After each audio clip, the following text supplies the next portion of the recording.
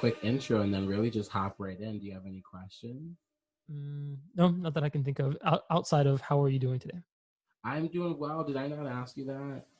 You might have, but my Mhm. mind's a blur today. So, I'm doing well. Today felt really good. It's a kind of a busy day the last 2 days because I'm like doing a lot of little creative projects and then like kind of some back-to-back recordings for podcast stuff. And then right after this, I have like a not like right after, but I have a writing session like an hour after this. okay, Um, and yeah, just kind of feels cool, kind of like productive, but definitely just like using the artistic juices too. that's nice. I like those days. Yeah, definitely. I mean, I kind of ran out of Netflix stuff, so it's probably after. Have you watched I Am Not Your Negro yet?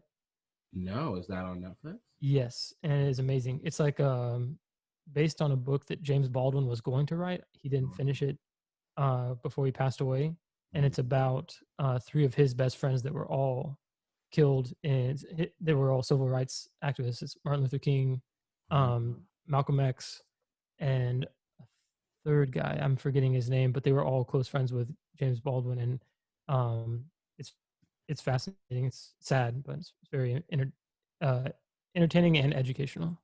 okay. Well, I'm actually gonna leave. I'm gonna find a way to leave that or edit that in because I feel like that's something that everybody should maybe listen to. Highly recommend it. Watch, read, watch. But welcome to another episode of Turning Coal into Diamonds. Today, I have a good friend and old friend, Drew Hutto, another fellow podcaster as well. Yes, sir. Yes, sir. Yeah, the podcast Bad Brownies. That's correct. That's correct. Yes, introduce yourself in case I missed anything. You covered a lot of the bases. I consider myself to be kind of a jack of all trades and a master of none. So I get into a lot of trouble basically. I do Yeah, host a podcast. It's called Bad Brownies. I'm trained as a geologist and I like making music. I like doing all kinds of different things. So there's too many bases to cover, Gerard, yeah. and it's not your fault. One of the ones that I'm kind of jealous of is bilingual too. I would kind of say, like, you're pretty. Would you consider Yeah, yourself bilingual? I do consider myself bilingual. There's still a ton to learn. Um, as my fiance very kindly reminds me on a regular basis, because she thinks I can speak close to perfect Spanish if I try. And Wow. so I, have to believe in her because to me it's like I'm good enough. I can get Yeah, by. yeah, But yeah. she's like, no, you can speak more grammatically correct if you try. And Wow. there's a lot to learn. I think I'm still learning English to be honest with you. Yeah, I definitely. I feel the same way. And what's your fiance's name? Her name is Viomar. VMR. Perfect. And we're gonna talk a little bit about you and your fiance because you've had a pretty long distance relationship, right?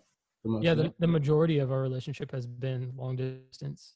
which is wild. Not, I don't want to say wild, but it's something that I think so many people will enjoy learning from your experience if you have any nuggets because you guys are now engaged and that's really awesome. And you actually have an episode on your podcast with her that I heard a few weeks ago now, but it was Mhm.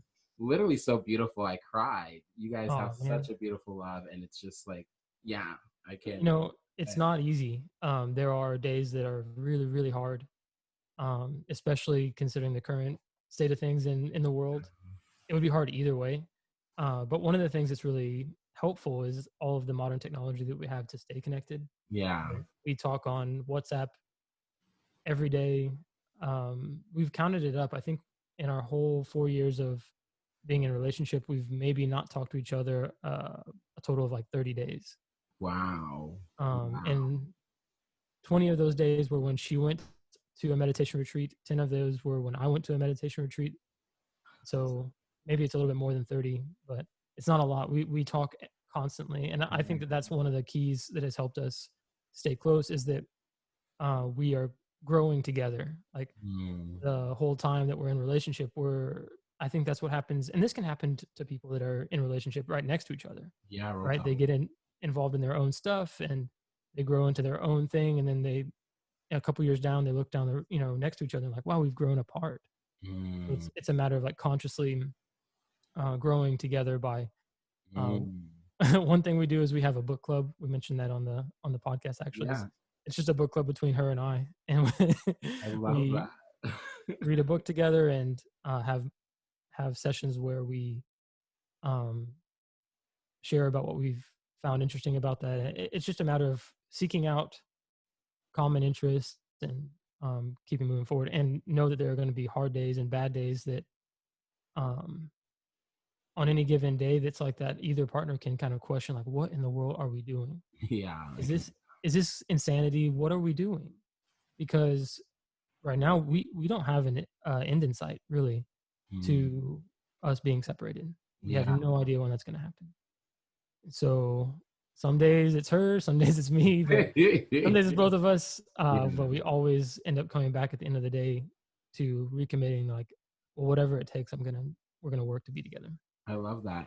And I think something that you said on your podcast is that you guys like choose each other. You guys recommit or re-choose each other. Was that something you said or what was that? It Right. is, and that's kind of how we look at it. And it's interesting because you understand that that's language I've picked up from kind of our shared experience, yours and mine. Yeah. But she came to that on her own. That idea Mm, of commitment really meaning it, and being in a loving relationship really meaning every single day getting up and saying, I choose this person yeah, again and again and again. completely. Choice, right? Yeah. And there's so much power in choice. Yeah. You know what I mean? How often do we get stuck in that mode of just overthinking things and not making a choice um, out of fear of making the wrong choice, right? Which there's no doubt about it. There are better and worse choices out there, but I think that just choosing sometimes is so powerful, even if it ends up being like painful or something like that. It was the right thing. Yeah. Well, I definitely have always said that, especially when we talk about like, because I feel like I have fear, like even doing this podcast, but it's about like doing it scared, you Mhm. know? It's okay that fear is not, there's no wrong or shame in that fear. And it's also like just stepping beyond it, still moving forward. I think people, like we talk about that's kind of bravery, right? Mhm. Um, the hero's still scared or has fear, but it's just bravery is like just moving beyond that. Right. That's kind of how I understand bravery is like being in action, even fully aware of the fear. Right. Yeah. I love that. And Definitely. so did you become bilingual as a result of your relationship or were you already practicing Spanish or how did that work out? I have a long history of wanting to speak Spanish. I Yeah. grew up here so I'm connecting to you from Houston, Texas. Growing Awesome. up here in Houston, I'm around, what up, How from the you H doing? town. There's a lot of Hispanic people around. And so it's something beneficial that I noticed as a kid. Mm-hmm. I played soccer growing up. And so I realized like, man, they're saying words I don't understand. I better try to figure out what they're saying. Yeah, yeah, that's smart. That led to a lot of uh, the dirtier side of the language that I learned first. As anyone can tell you, Got that. what's said on the soccer field is not always meant for like your mom's ears. Yeah, But yeah. I was kind of the You ever beginning, say anything and by accident mm, that you thought ever maybe said, not, that you were thought innocent? oh, not so much in Spanish. I do say things like I've mixed things up in Spanish for sure, but Spanish is actually not my first second language I tried to learn. Oh. I actually spoke Cambodian as my first second language. What? I've lost a lot of it over the years, but my first wife, her family is Cambodian, and so I learned to speak with them. And Wow. I can share with you a very embarrassing embarrassing story from Let's do it. learning Cambodian. So we were at a wedding. I'm the only white guy there. Everyone else is Cambodian, and I had learned how to say like "Hello, how are you?" Yeah. those things, and I was trying to practice like "Hello, how are you?" "Hello, how are you?" And then someone asked me like, "Why are you here?" And I understood it. I was like, "Oh, I understand that. Okay." And Okay. I had asked, she was my girlfriend at the time. I had asked her, "What do I say is your role in the wedding?" So because she was in the wedding, and so I was trying to say my girlfriend is the bridesmaid or in the bridal party. Okay. Uh-huh. And I said what I thought was that. And Uh-huh. the lady just kind of has a shocked look on her face, kind of giggles, and then walks away. And I said that probably 3 or 4 other times, got the same response every time. So after the wedding, I was like, man, I'm saying it wrong, but I don't know what to say. And no one I said it to was close enough to me to be like, Drew, you're saying that Yeah, wrong. yeah, yeah. And so I asked my girlfriend at the time. So kept telling people that I was, I'm the boyfriend of the bridesmaid, or my girlfriend is the bridesmaid. And every time they would look at me so weird, just like, say it to me exactly as you said it to them. And so I said it back to her, and she said, "Yep, you told him that your girlfriend is the penis." Yep.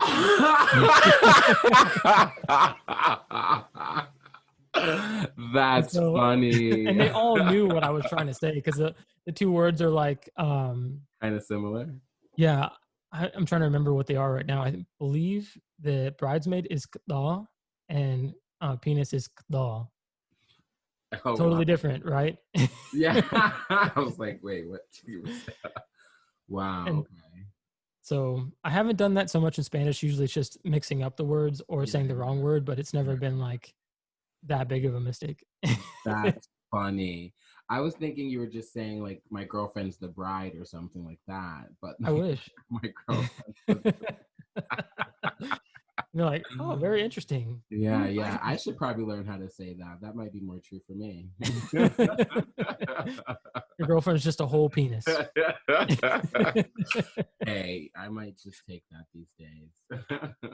No judgment. Uh, but so we do have you on here. I do want to. You are the first fellow podcaster that I've had, which in a way kind of makes me a little nervous. I'm like, man, am I doing the podcasting correctly? Shoot, Uh, hell if I know, man. I know. But I do want to talk a little bit how your podcast came about, especially the name and really how it relates to the political climate. And it feels like, if I remember correctly, it was you created this even before the political climate or social climate that we're in. Sure. Just a quick anecdote of how I got the name is that the name is Bad Brownies, and many people assume that that has something to do with like bad pot brownies or something. And I kind of dig that they think that, because it draws them in. But it's not at all related to that. It's related to this time when I was in college eating a regular brownie with a glass of really cold milk, and my roommate walks in and she says, "Hey, what are you eating?" I said, "Oh, a brownie." And she said, "Oh, gross! I hate brownies." I'm like, "Hold on, what do you mean?" And she's like, "Well, I don't like brownies because they're dry." I'm like, looking at this brownie. This brownie is delicious. It's fudgy. It's moist. It's amazing. It's a good brownie. Yeah. And she's like, I asked her, how many times have you even had brownies in your whole life? And she said, oh, like 3 times. I'm like, Wow. and you just gave up on brownies. Like, try this. And she tried it and like, oh wow, this is actually kind of good. I'm like, yeah, you've only had bad brownies your whole life. And Yeah. so when that moment came and went, but the idea kind of started crystallizing in my head that that's where kind of all prejudices come from, is, or not all, but many prejudices probably come from that place of interacting with a small sample size and then expanding that out to a global set, Mm. as an overgeneralization. So just for us to understand a very complex world.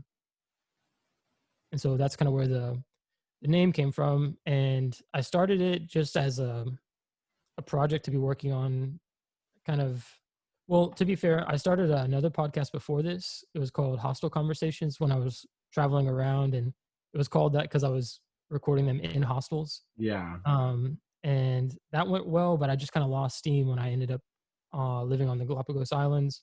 Wow. I was, yeah, so my Viomar and we lived on the Galapagos Islands I lived there for a year, and she was there for almost 2 years. Oh wow. And Wow. so while we were there, we had like a home base, and I was living in a house, and so it just felt weird to continue the theme of hostel conversations because it wasn't in hostels. Yeah, yeah. And so that's how I knew, whenever I knew I was going to make another podcast, and I wanted the theme to be something that would be evergreen and something I'd be interested in doing long term. I love that. So that's how I started making it. But this was really, the concept for Bad Brownies happened in my head, really crystallized in like December of last year. I recorded the first episode with my mom and dad in February, and then published the first episode in April. So like right when quarantine, everything was really kicking off. And then everything kind of exploded on the political scene as well. And that made me kind of take a step back because I realized I was having kind of fluffy conversations. Mm, They were fun, they were entertaining, and I was learning about the people I was talking to, but they weren't really asking the tougher questions. And mm, so I think that's when I took a step back and realized that if I want to pursue this, I need to actually be willing to have any conversation that makes sense given the guest and the climate. got it. How has So that been? Have any of them been uncomfortable? Because a lot of them have been with actually people that you're fairly close with. so far, I've still been keeping it quite safe, I would say, and I think that's where I get to kind of stretch and push myself is to have guests on that I have friends that I know have very um, how should I say this, polarizing opinions or polarizing personalities even Mm-hmm. that somehow I'm able to get along with them quite well and have interesting conversations. But when I look at how they interact with other people, it's a little bit different, or it's a little more difficult, or it's definitely not mainstream. Mm. Um, and so I think that's where I kind of have to push myself to grow the podcast is to have those kind of guests on and ask those tough questions. The more tough question. Are you saying like somebody that's more on the opposite spectrum of your mind frame, or Or like more extreme. I'd consider myself kind of middle of the road. yeah, Um, I tend to understand many different sides of for things, sure, for sure, for and sure. so I think I am scared, or I sense some kind of fear in myself to have people that are on either extreme. Oh yeah, Um, you can see that and totally. so that I think that's where I get to kind of push myself. I've actually, it's funny you say that because I have the episode that I talked about, uh, kind of losing a friend, two friends in this kind of like climate that we're in, Hmm. on the podcast. And one of those friends I had actually wanted to have on the podcast because we do have pretty opposite, um, and his I would say is kind of I would say it's pretty extreme, but in some regards I could be considered extreme Hmm. leftist, if you will. I don't see myself that way, but and given and I've actually and after obviously us not being friends, I'm kind of like, of course I'm not going to have him on the podcast. Hmm. And there's still a part of me that's like, I still want him. There's still a conversation that I still want to have in a way, because there is a level of having patience and love and just being able to still, enrollment, right? Sure. And I don't know if I've actually been more enrolling rather than being like, how the F are you thinking like this? Here are some facts to make you feel like shit. Right. They're pretty in his face, like um, you should know that Not you're all the wrong. time, but the more and more conversations we've had is the less and less love that I've come with. Uh, Hmm. that's what's really true. And then it was just like, you know what, we're we're just not. Right. And for myself, I've noticed that in those kind of relationships, it's important to know where I am, right? Like, am I actually harboring love or hatred for this person? Yeah, And being real with myself and knowing what it really is. And yeah. if it is hatred, okay, that's fine for now, but how long am I going to harbor that? Right. Mm, Because I truly believe that hatred is a poison that we give ourselves. yeah, The person right, that the person we hate doesn't feel it, only we do. And right. so it's not a matter of like judging ourselves when we feel hatred. I think that happens. It's just a matter of like, all right, well, how long am I going to hate him? Mm-hmm, And so it gets really tricky to hold on to those kind of feelings for me when I think that way, for better or worse. There are some people that might argue, depending on the toxicity of the person, um, maybe not hatred is necessary, but certainly distance is. for sure. Well, I've definitely created the distance.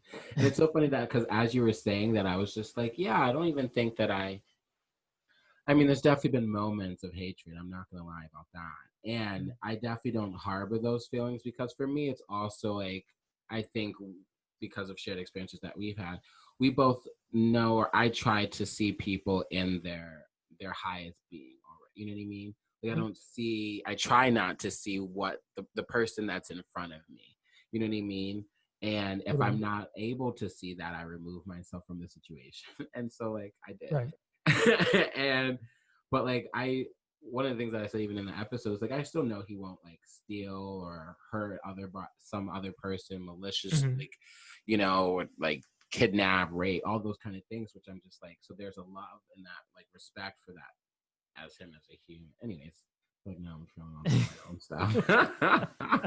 But what you're saying, I'm like, yeah, I hear you. You're right. It's like it really is a poison that we give ourselves, you know, and that's why like forgiveness, they say, is not really even for the other person, right? It's Mhm. for me, you know. Yeah, I think so. I think that's true. Yeah. Um, but yeah, going back to your original question, I think I get to be I get to tap into that bravery and ask people on that kind of I have a relationship like that. I think that's where I can really get into the bad brownies concept. Yeah. Yeah. Real talk. And I have to be comfortable with the fact that if I do it the way I imagine it, it should mean that the guest could also confront me about bad brownies that I have going on in my own head. That's true. So Do you it's have any a bad brownies that you know of? mm, well, actually, in our episode that you came onto my podcast, I uncovered one of my own. It's I would say one of the more innocuous ones, but it's a racial kind of prejudgment of Asian people. You mentioned that growing up in your household was kind of like having a typical Asian parent, Yeah. and my mind immediately went to, oh, like they expect high grades, Yeah. right? And Yeah. so that in itself is kind of painting Asian parents with a very broad brush. I was like, man, like Oh, that is true. they're hiding out in all of our brains. That's true. And Um, I used that example. I made that example to show you what I was thinking of. right, but like in my mind, it made sense, and the fact Yeah, that it made yeah, sense means yeah, that I also have that in my head. yeah, Um, some other ones might be kind of uh, I have this concept of perfection not really being possible, right, and allowing that to be reason not to push myself to be excellent, right, allowing perfection to be the enemy of excellent. And so that's a mental model that runs in the background of my mind when I accept less than I know I'm capable of. I'm like, well, perfection isn't possible, so why push it? Ah, And that's something that is a mental model that doesn't quite work for me. I get that. I get that. Then there's also I'm in the past, at least, I've definitely been an overthinker. I try to let go of that as much as I can and embrace kind of the flow of things. But when I get very nervous, I definitely can get back into that mode of over planning and trying to think out every single way a scenario can happen Yeah. before actually doing something, and that's just a way of not doing it. Wow. I think I've been doing that. It's just like No, I mean I've done that in many. Like I've actually talked about that on the podcast. That's how the podcast came to be, is like getting over that. I love that. mhm. I feel like we all have some kind of version of that. Yeah. In fact, the first podcast that I started, I had that idea for months before I actually started it, and I was staying in a hostel, and I had all the equipment with me. I was just spending time waiting for a visa to come through for me, Hmm. and so I was just hanging out, getting to know the people in the hostel. And this girl from Ireland, I started becoming friends with her, and she mentioned that, like, man, it would be cool to make a podcast. I was like, yeah, it would be. I want to make one. She's like, well, why don't you? And I was like, I don't know. And I said, well, I want it to be kind of an interview style thing, and I don't know who to Yeah. interview. And she's like, well, you could interview me if you like. And I said, okay. And so she was the first What? I episode. The next love day we that. recorded, Yeah. and then as we were recording in a general space of the hostel. Yeah. And this guy from Israel, he like walks by and he sees what we're doing out of the corner of his eye. He like looks, and then he keeps going, and he comes back and he keeps checking us out, like what's happening over there. And we finish, and I'm closing up my laptop, and he's like, "Man, what are you doing? You have to tell me Yeah. what you're doing." And I was like, "I'm recording a podcast with her."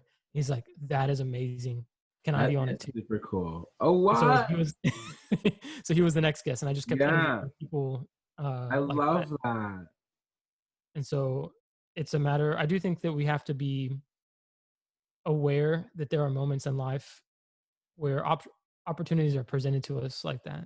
Right. I could have said, no, it's not the right time. But I literally had my microphone, my Yeah. laptop, everything ready to go. The only thing that was missing was my will to do it.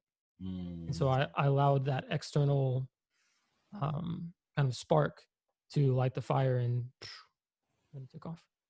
I love that. I totally. To me, that's in a way even a cold to diamond in a sense. Like something that's just kind of like that opportunity that just arises. That's just like, oh, here's it. Here it is. Right. I could have chosen to look at that as like pressure, or I Yeah, could have looked at it as like, okay, great, this is a time to do exactly this. that's really cool. That's super dope. Can we count that as one of my coal to diamonds moments? I was actually going to ask, do you have one in specific that you wanted to share that like stands out in your life that you wanted to talk about? I do. I didn't know that that was one of them. That was cool. Another one is when I got laid off. Excuse me. I used to work as a petroleum geologist at a oil Don't do company. What's that? that. I said, don't do that again. I'll be kicked off. And in 2016, I got laid off in February of that year. And so I was kind of trying to turn it into something else. I thought I was going to stay in Long Beach, and I actually started making the plans to start up a bakery. And so I was Wow. making plans to do that. I had this one type of pastry that I really wanted to make that's popular here in Texas that no one made in California. Oh, wow. And so I was Can like, I'm going to make we know or this. no? What's that? I said, can we know or no because you don't Yeah, want it's a kolache is what it's called, and it's a Czech pastry that's like a yeast roll stuffed with sausage and cheese and then to? Oh, baked with that inside of it. It's like a wow. pig in a blanket, but way better. And Okay. now you can find them in California. I kind of missed the bubble. Oh, really? Oh, Oh man. yeah, They make it gluten free. You can do it gluten free. I can make them gluten free, and they're not as good. I'm working on Oh, it. well, that's good to They know. can be. I know they I can think be. gluten free is as good. I refuse to accept that. I do think it's possible, I'm but it's glad. harder. I'm glad that was my bad brownie. Exactly. That is a good example. And so I was in the middle of that. I was also dating my ex-girlfriend Josie, who you might know, and everything just kind of, I was feeling a lot of pressure, and I realized I didn't want to start the bakery. I actually didn't feel like pursuing things further with Josie. I was in this really tumultuous stage, and it just felt like I need to shake everything up. And so we ended up breaking up, and then I sold most of my stuff, put it in what I couldn't sell into storage, and got out of my lease and decided I was going to go traveling. And so that was kind of a big moment because that kicked off what eventually became my like tour around South America, and that's how I met Viomar, is Oh, through that. wow. I wouldn't have met her if I hadn't done that. Wow. Wow. And now she's like, you're engaged. Yeah, and That's so amazing. that's definitely an example of kind of a coal into diamond moment for me, where I took what was a really uncomfortable situation, and also just a stressful situation that I guess it could have gone many different paths, but that's the path I chose, and I'm very grateful that I did choose that path. Yeah. I love that. I'm like, I mean, obviously, and like it's a love story. Yeah, and that that led to getting to live in the Galapagos Islands for a year. And how was that experience? Like, that's just amazing. And Can you describe? amazing. Actually, that brings me to another coal to diamond moment. Tell us more. Um, so part of our story is that I was getting my work visa to move to Ecuador to be with Viomar, while she was teaching English in Quito, which is the capital of Ecuador. So that was our plan. I would move there. We'd live together, and we wanted to see if this was going to be a long-term thing, right? And I figured living together would be a great way to figure that out. That's very true. I'll I would find say. out real quick if it's not going to work. And so we're making plans to do that. That's a process that takes, I think it took me about 8 months to get my work visa to Ecuador. And in the middle of that process, she had been looking for jobs where she could teach children. She was teaching adults, and she loves teaching children. And so Yeah, she's applying to all these different jobs, and she gets an email from this school that she doesn't recognize, but she says, "Yeah, sure, I'll do a phone interview." It's kind of impersonal since we're in the same city. And as she's reading the email, she realizes it's from the director of this school on the Galapagos Islands. And so, long story short, in the middle of my process of moving to Quito, she got a job offer to teach in the Galapagos Islands. Yeah. Called me up and said, "Hey, do you want to go there instead?" And I was like, "Yeah, I'm down. Let's go." Yeah. And Yeah. so that was an easy decision. But then getting there, you have to have a special residency to stay on the island. You can't just stay there as a tourist. Oh wow. You have about 30 days without a special visa. Mm. And so I told her, I don't know how, I don't know what it's going to be, but I'm going to show up there and in 30 days, I'll have a job or something that will give me residency. Yeah. And so I showed up within like 2 days. I got a volunteer job at her school that she was teaching at as the librarian. And Mm-hmm. I had never been a librarian before. It was a very small library, but I Yeah. decided that I was going to take charge of it. And Mm-hmm. I fully digitized their catalog. It Okay. was like a pen and paper checkout setup, and so I like got them Oh a wow. barcode scanner, put barcodes in all the books, Oh got it wow. all Look at like that. up to kind of this century. Yeah, yeah, And yeah. then about a month into that, the main math teacher quit, and this was about a week before school was going to start. Mm-hmm. And so the director approached me and he said, he knew my background was in geology and science mostly. And he said, "What do you think about taking on all the math classes? Do you think you could teach that?" And I was like, "Oh man, that I don't know. Like that's a lot of pressure." And I said, "I need to think about it." Yeah. And so I was really feeling resistant, feeling a lot of pressure because that would mean a paying job. That would mean much more security because the volunteer position was only guaranteed for like 3 months, and so I'd have to Mm. figure out something out after After that. that. And so I was really nervous. I was talking to VMR about it. And she's like, "You should consider it," and this and that. And the next day or the next week, maybe, the director, he's an amazing guy. He comes to me and he's like, "I got this other idea. What if we shuffle all of the high school teachers around, like the science and the math and everything? And what would you think about teaching high school physics? Because I studied physics before I studied geology. Oh wow. Um, and high school science and middle school math. What do you think about that?" And I was like, "Yeah, let's do it." And so I went from being a volunteer librarian to being the physics and science teacher at the school. And it was very scary because he's like, "Oh, by the way, based on our curriculum and our setup, this is a bilingual school, but all of these classes that you're going to be teaching are in Spanish. You think you can handle that?" Wow. I was like, "I'm very nervous about it, but I do think I can do it." Wow. And you did it. So I did. And It at that was time were you that as confident as you are about your Spanish now? no, there's no way. I definitely Mhm. learned a lot during that process. Yeah. Um, but it was partially But kind of like just deciding to roll with it and say, yeah. I could either feel the pressure and not do this, or Yeah, I can try to turn this in. It's a process that has made me more comfortable in being bilingual. for Um, sure. Not to mention, it opened up what is probably going to be an avenue that I pursue in the future, which is education. Mm. My previous experience teaching was only I taught some labs when I was in university getting my master's, and I enjoyed it, but that was my only experience. And that year teaching high school kids and middle school kids was amazing. Like having the connection with those kids, and Yeah. um, it's something that I now feel quite drawn to do. So, I love that. Oh my goodness, that sounds I actually, well, first off, that was just, yeah, amazing. Totally cold it down. And I love that in the sense too that I just learned just listening to that. It's like one, the power of intention when you're just like, hey, I'm gonna go there. I mean, we both know like when you put your mind to something, when I put my mind to something, it's just how like, and it's 100% intention, 0% mechanism, which is like mhm. universe will kind of like I believe sometimes like what I add to that in my own way is, I set an intention and I get out the way, and let the universe kind of bring me and draw me to whatever the law of attraction.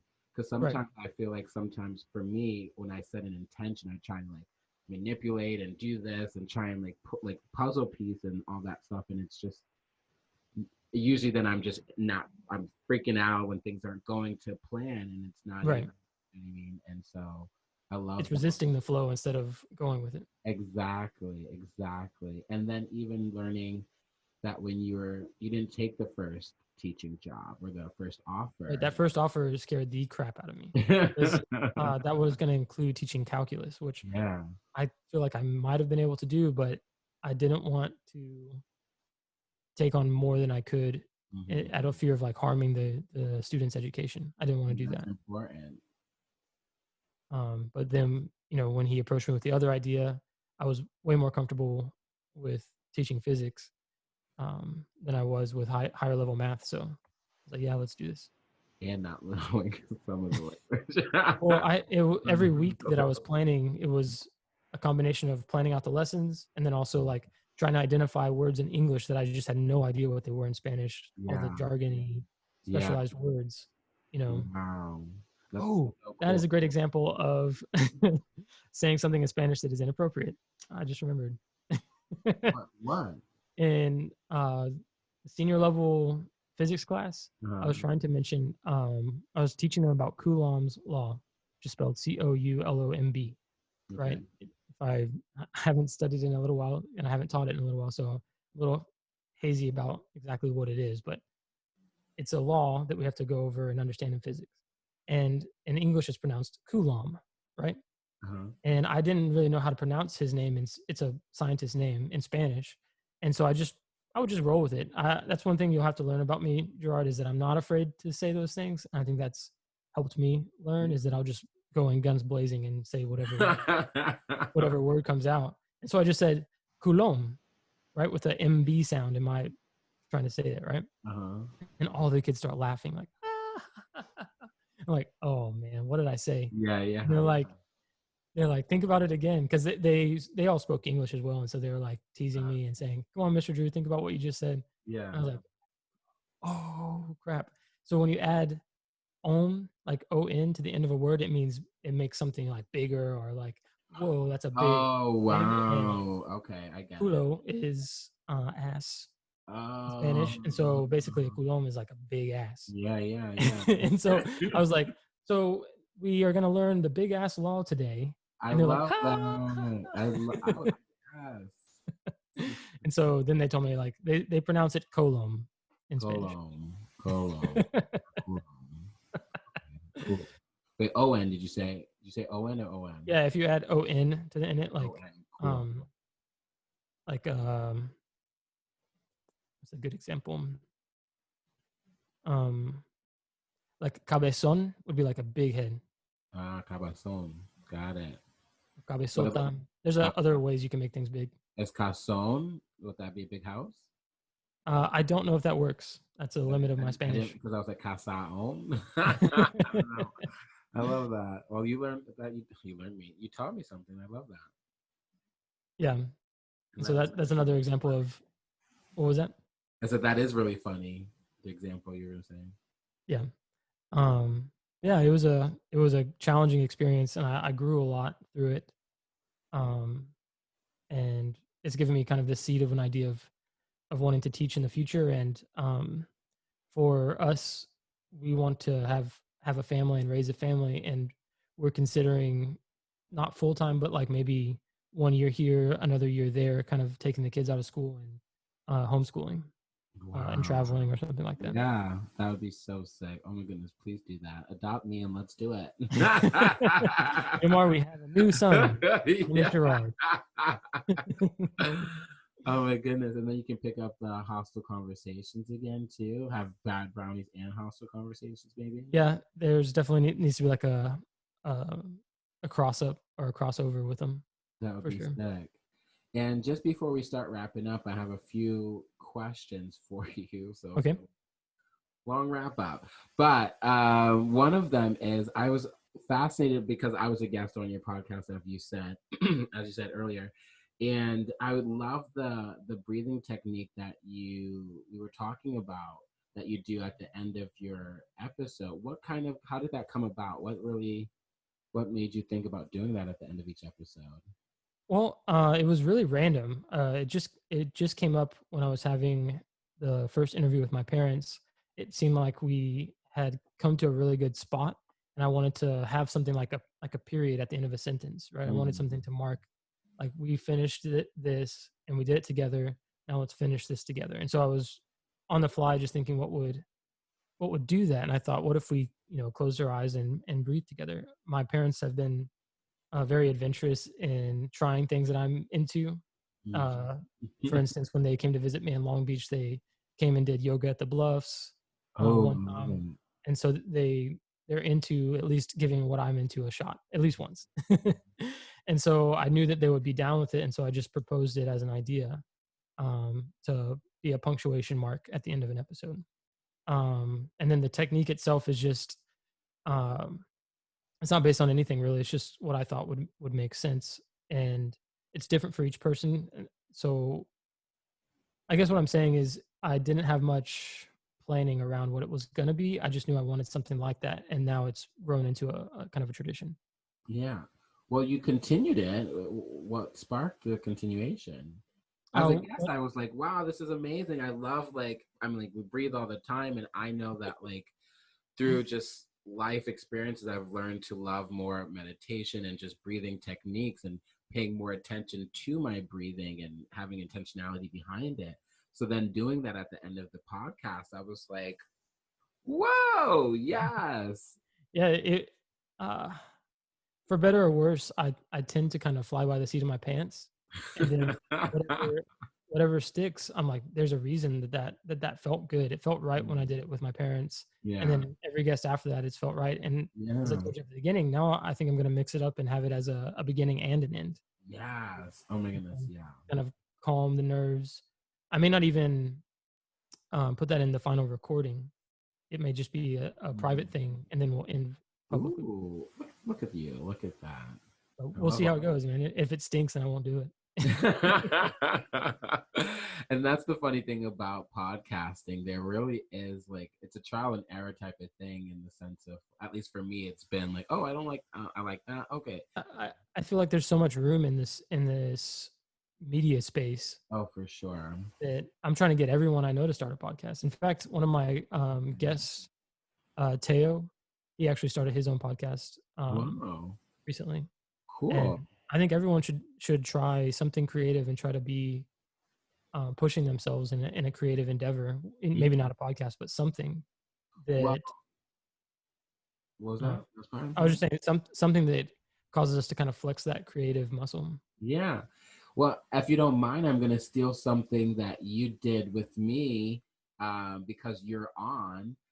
Is there a podcast that you, or a creator, an artist that you would like to give a shout out, or let us know about, that we don't know about? One of my like big time influences and like my favorite podcast, really probably of all time, is called Philosophize This. It has a pretty good following, so it's not like this will be a big signal boost, but I learned so much from that podcast.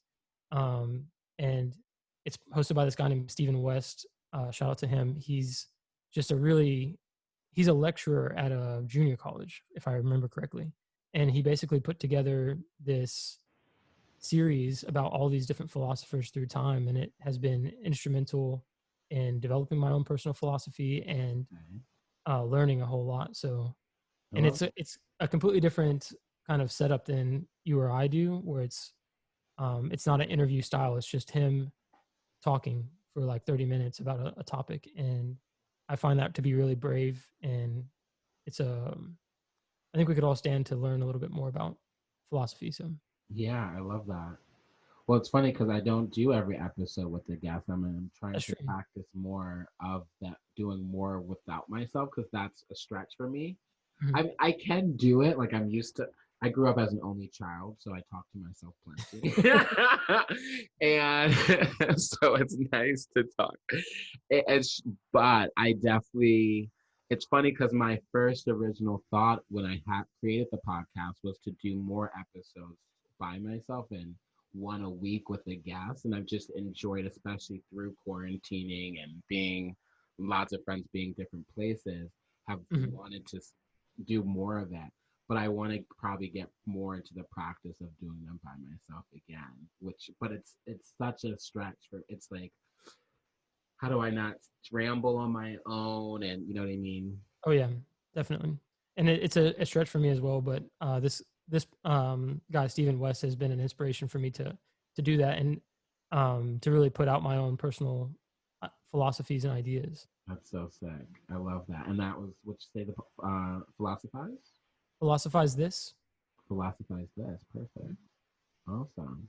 Yeah, definitely And support then them. and then last question before I let you go, which Okay. everyone has heard now. We talk to every guest and ask them one specific question. We all have heard the phrase be the change you wish to see. What's Mhm. the change that you wish to see, and how are you going to be that? I think we already touched on it a little bit earlier in this episode, and it's being willing to push through that discomfort to have those tough conversations in the interest of growing and learning about myself and about the guests. I think that is creating the world I want to exist. I want Mm, a world to exist where people who do disagree, even vehemently, are able to come and talk to each other and actually learn from each other and not just scream at each other. So, if I want that to be, that's something I have the exact platform I need to do it. So I just need to do it. awesome. Awesome. Well, thank you so much, Drew Hutto, for jumping on Turning Coal into Diamonds. Thank you, Gerard. Thank Um, you for inviting me. It's been a pleasure. my first podcast, my fellow podcaster on. Do you please let them know where they can find you, where they can find Bad Brownies, your socials, websites, all of it. So the podcast is on Instagram at Bad Brownies Pod.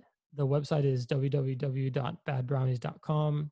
And then you can also find it on any of the streaming platforms. So that's Spotify, Apple Podcasts, all of those under just Bad Brownies. And yeah, that should be enough to get you there. And I'm on Twitter as well. I think that's also at Bad Brownies Pod. Perfecto. And of course, thank you guys for tuning into another episode of Turning Coal into Diamonds. You guys can always find me, Gerard Cole, on the socials. I am Gerard Cole on Twitter, TikTok, and Instagram. And then the podcast, of course, you can find on Twitter and Instagram at TCID Podcast and on YouTube, TCID Gerard Cole. Please, guys, make sure that you guys continue to keep turning coal into diamonds. Love you all. Take care. Bye bye now. I love you all too.